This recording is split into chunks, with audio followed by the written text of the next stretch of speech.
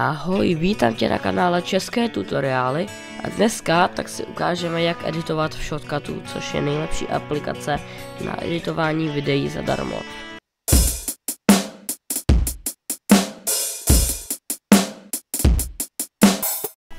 Ten program se jmenuje Shotcut a úplně nejlepší na něm je, že je zadarmo. Vyhledáme si na internetu Shotcut, nebo běžte na moje stránky rozickovic.cz, dejte tutoriály.cz a tam vyberte video a tam máte odkaz přímo na stažení.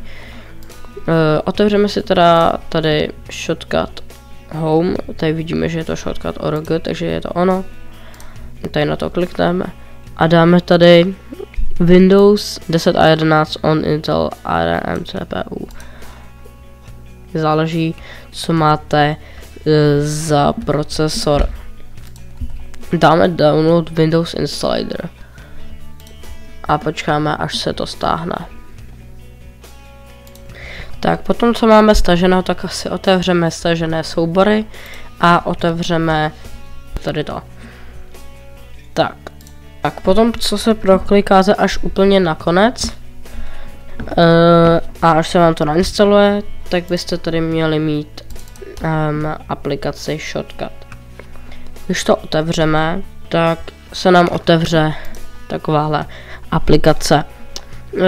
Vy tak možná to budete mít trochu jinak rozložený, já to mám tak, že tady dole mám časovou osu, tady vlastnosti, filtry, úlohy, ale můžete si to tady normálně takhle odkřížkovat všechno. A teďka tak už tam nebudete mít nic. Tak. Teďka tak otevřeme průzkumník souborů a dáme si tady video, který chceme zeditovat, takže já tady dám tady to, jak jsem dělal ten HTML návod. Pokud jste to neviděli, tak určitě běžte zase na ty moje stránky, odkaz na ty stránky máte v popisku videa. Tak, teďka se nám tady otevřel seznam záběru, což nám je úplně k ničemu, takže to můžeme zavřít. Tak a už tady máme to naše video. Jak si můžete všimnout, tak tady nahoře máme zápis, úpravy, efekty, barva, zvuk, přehrávač. Já používám jenom zápis, úpravy a přehrávač a je to v podstatě jako, že se vám to rozložení změní na to, na co chcete. Tak. Dáme tam teda úpravy a teďka tak si tady vlastně uděláme to prostředí tak, aby jsme mohli editovat. Takže já si tady dám časovou osu takhle dolů, vlastnosti, dám si tam filtry. Filtry si tam určitě dejte, to se hodně hodí. A to možná udělám spíš naopak, že ty vlastnosti si dám takhle sem a filtry si dám sem. Tak. Dají se ty věci dát i jako přes sebe. Že to vemete, dáte to přes to a tady dole tak si to můžete vybrat. Tak, takže teďka to video vezmu a dám ho do té časové osy. A teďka už ho tady mám. Tak. Takže nejdřív si ukážeme, jak se to vůbec dá stříhat. Takže máte tady tu časovou osu, můžete to za tady to chytit, dát si trochu větší. Tady tím si to můžete zmenšit nebo zvětšit a dělá se to v podstatě tak, že kdybych já to chtěl třeba tady ustřihnout, jak je tady ta prohlubeň, tak dám S, tím se to vlastně rozdělí, teďka to máme vlastně jako dvě videa a na druhé straně dám taky S, aby se to taky ustřihlo. Tak a tady to je ten kousek, ve kterém je nic. Kliknu a dám klávesu delete. Tak. Teďka si to trošku přiblížím. Vezmu tady to video a dám ho k tomu. A teďka už ta mezera tam vůbec není. Tak. Možná by vás zajímalo, k čemu je tenhle magnet. Je to k tomu, že když to vypnete, tak prostě to normálně jako jde krásně přes to. A když to zapnete, tak se to vlastně k tomu jako přichytí. Jo, takže takhle si sestříháte to video. A kdyby to video bylo třeba moc potichu, to doporučuji na začátku to zhlasování udělat, protože pak musíte zhlasit tady to, kdybyste to měli třeba ještě tady, tak tady to a takhle byste to museli celý postupně zhlasit. Takže je dobrý to zhlasit na začátku, takže já to teďka vrátím. Ne. Tak. Jinak tady máte šipku zpět a znovu, nebo můžete dát Ctrl+Z a Ctrl+Y. A kliknu na to video. Takhle ho vyberu a dám tady u filtru dám plus a vyhledám si tady hlas, zesílení, hlasitost. A ono to umí i stěžit. Jo, tady si můžete dát třeba extrémně nahlas nebo úplně potichu. Jo, takže já si to dám třeba takhle potichu. A teďka, tak už to bude mnohem víc potichu než normálně teďka. Tak už je to zase strašně nahlas. Tak. Další, tak je jak přidat do videa hudbu. Teď jak vidíte, tak tady máme V1, což je jako video 1, videová stopa. Když klikneme jinam než na to video, pravým tlačítkem, tak můžeme dát operace stopy a přidat zvukovou stopu nebo přidat obrazovou stopu. Takže když chceme dát zvuk, tak dáme přidat zvukovou stopu. Můžeme si to takhle mimochodem dát nahoru, když můžeme si to i pojmenovat, a když takhle půjdeme k tomu, tak to můžeme posunout třeba na to. Tak vybereme teda nějakou písničku a je to. Tak, teďka tak to posuneme úplně na začátek. No jenže teďka, tak je to strašně nahlas ta písnička. My potřebujeme tu písničku dát o hodně potišejc než je to video. Takže klikneme na tu hudbu, dáme plus, dáme hlasitost, si vyhledáme a stišíme to. Tak. To je zase moc, takže to můžeme takhle dát víc na hlas. Jo? Tak. A kdybychom chtěli dát do toho videa text, tak to uděláme skoro stejně. Prostě dáme to video, dáme plus. A tady tak si vyhledáme text. Já dám vždycky text formatovaný, protože ten je prostě lepší. Tak. Tady si vyberete přednastavení. Můžete tam dát výchozí, že prostě se tam text jenom ukáže. A nebo třeba sklouznout shora. Sem napíšete ten text. Dejte odběr. Tak, dáme tady, že to chceme uprostřed, jo. Zvětšíme si to tady trošku. Jo, jinak když to chcete upravovat ten text, tak ho musíte vždycky celý označit, abyste ho mohli upravovat. A dám ho černej. Tak. Ještě bych tam chtěl dát obrys. Ale to nevím, jak se dělá. Ale to je jedno. Tak tady za to, když to vezmete, tak to můžete dát třeba takhle doprostřed. A teďka tak je to v podstatě na celý tohle video. Takže celý tohle video, tak to bude skluzovat z dola. Jo, teda z hora.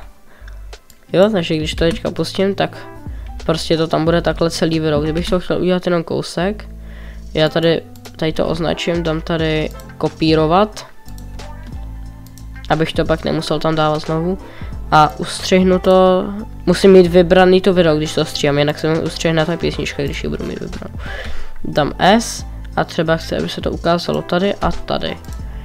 Tak a teďka dám tady vložit. Tak a už to bude jenom tady. Jo? A nebo se tady dá dát třeba vyklouznout nahoru.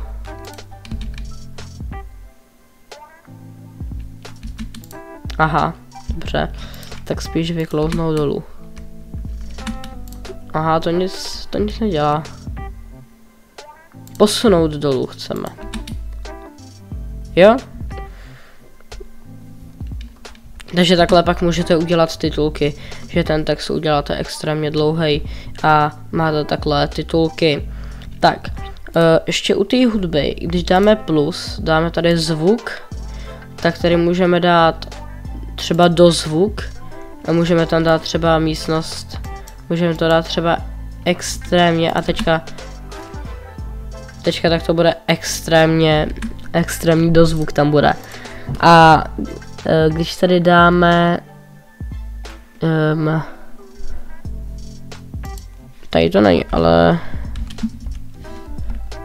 postupně zesílit nebo zeslabit zvuk.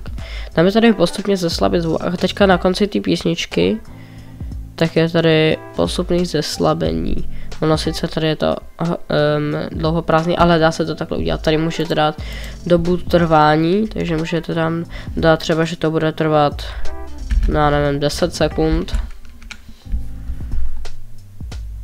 Tak když kliknete na tohle, tak se to nastaví jako výchozí. Tak dáme Enter, jo, a teďka se to stišuje úplně plynule, strašně dlouho. A teďka tak tady dáme přehrávač a podíváme se na to celý video, jestli je v pohodě. Jo, celý se ho pustíme. Občas je tam potřeba těch písniček dát víc, protože třeba tady, tak prostě ta písnička se tam nevejde. Kdybych tady nechtěl mít třeba to prázdný, tak kliknu na to, dám S-ko a tady to smažu. Jo? Tak. A v tom přehrávači si to teda pustím, podívám se na to, jestli je to celý v pohodě.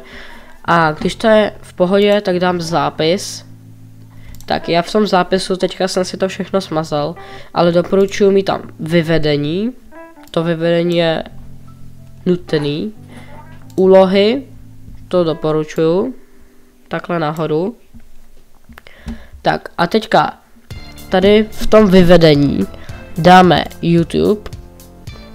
Nemusí to mít, já tam dávám YouTube, ale ne kvůli tomu, že to chci nahrát na YouTube, ale prostě jako kvůli tomu, že je to dobrý formát, ale můžete tady dát, že chcete třeba i na zvuk MP3, a nebo tady můžete dát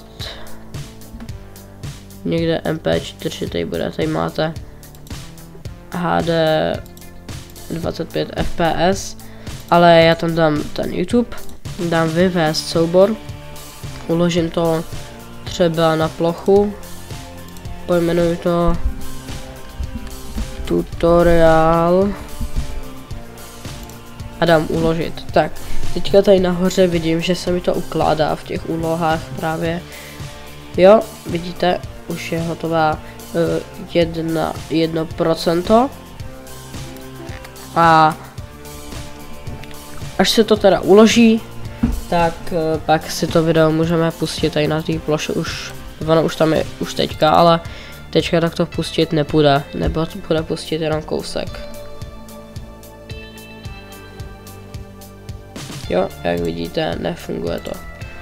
Tak, ale co kdybyste prostě to uložili a pak byste si všimli, že tam je něco špatně prostě.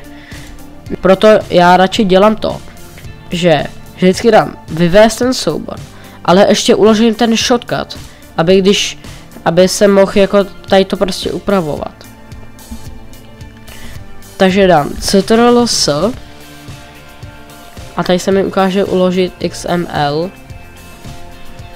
Dám plocha a já to vždycky pojmenovávám stejně jako to video, takže pojmenuji tutoriál. A ne .mp4, jenom tutoriál a dám uložit.